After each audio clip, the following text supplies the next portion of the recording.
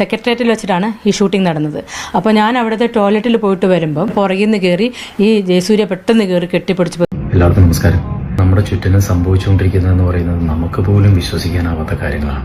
ഒരു കാര്യം അറിയാവോ, ഞാൻ ഒരുപാട് പെൺകുട്ടികളുടെ നഗ്ന ചിത്രങ്ങളൊക്കെ എടുത്തിട്ടുണ്ട്. അതൊക്കെ കമ്പ്യൂട്ടറിൽ കോപ്പി ചെയ്തിട്ടുണ്ട്.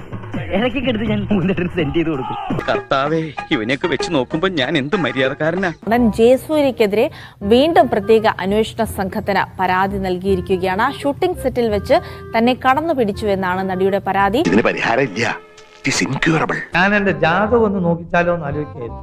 താൻ ജാതകം നോക്കേണ്ട കാര്യം, തന്റെ ജാതകം ഞാൻ പറഞ്ഞുതരാം. മാനഹാനിയും ദ്രവ്യനഷ്ടവും മാത്രമല്ല, ജയിൽവാസവും തനിക്ക് ഫലം. ഇനിയവന്മാര് വെളിച്ചം കാണില്ല. ശരിക്കും പറഞ്ഞാല് ഇപ്പോഴത്തെ സൂപ്പർ താരങ്ങളില് കുറച്ച് ഏജ് അല്ല, യുവ നടന്മാരിൽ പെടുന്ന ഒരാൾ തന്നെ. ഈ ജോസ് കൊടുങ്ങില്ലേ? ഞാനോ?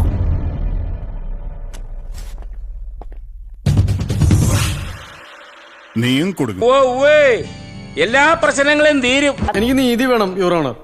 തരാം, നോക്കട്ടെ.